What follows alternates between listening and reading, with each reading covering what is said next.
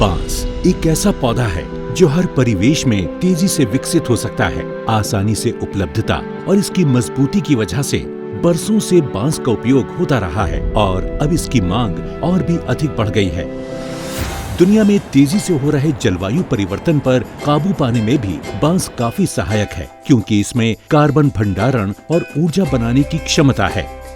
तेजी से कट रहे जंगलों को बचाने में भी बांस की अहम भूमिका है, क्योंकि ये निर्माण के लिए बेहतरीन विकल्प है। यानी बांस एक सस्टेनेबल और इको फ्रेंडली उत्पाद है और इसीलिए संयुक्त राष्ट्र के सस्टेनेबल डेवलपमेंट गोल्स को हासिल करने की दिशा में बांस अत्यधिक महत्वपूर्ण है।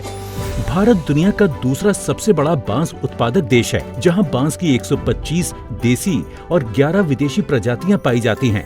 भारत में कुल बांस उत्पादन क्षेत्र 16 मिलियन हेक्टेयर है और वार्षिक बांस उत्पादन क्षमता 3.23 मिलियन टन है। यूं तो बांस भारत में लगभग हर इलाके में पाया जाता है, लेकिन इसके कुल उत्पादन क्षेत्र का 40% हिस्सा मध्य प्रदेश, अरुणाचल प्रदेश, महाराष्ट्र, ओडिशा और असम में है।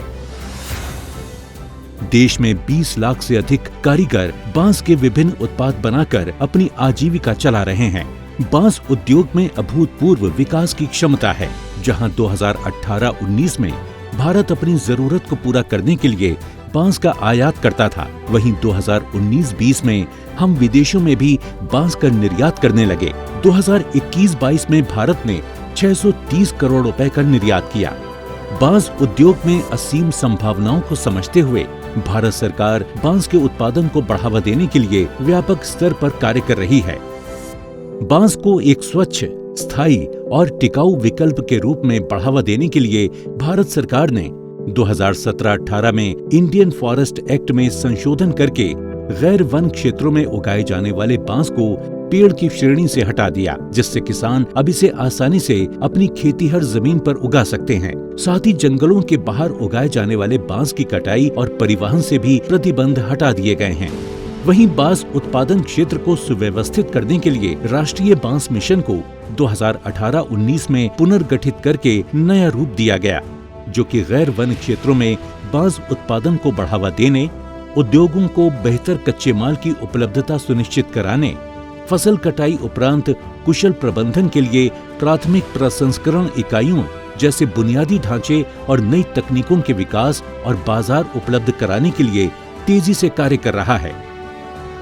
जहां एक ओर पारंपरिक उत्पादों में बांस का इस्तेमाल हो रहा है, वहीं स्थायी विकास के तहत बांस का इस्तेमाल नए जमाने की मॉडर्न इमारतों, दफ्तरों, प्रीमियम फर्नीचर, बैम्बू फैब्रिक, कागज के उत्पादन इत्यादि में किया जा रहा है। साथ ही बांस का उपयोग बायोफ्यूल बनाने में भी हो रहा है, जो कि पेट्रोलियम का बेहतरीन विकल्प है।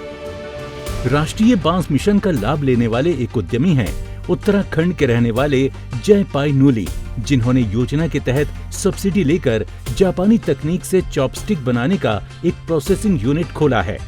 इस यूनिट से ये अन्य लोगों को भी रोजगार दे रहे हैं। राष्ट्रीय बैम्बू मिशन से जो हमें अनुदान मिला है, उससे हमने मशीनें खरीदी, सेटअप लगाया है और हम लोग उसमें आत्मनिर्भर बने हैं।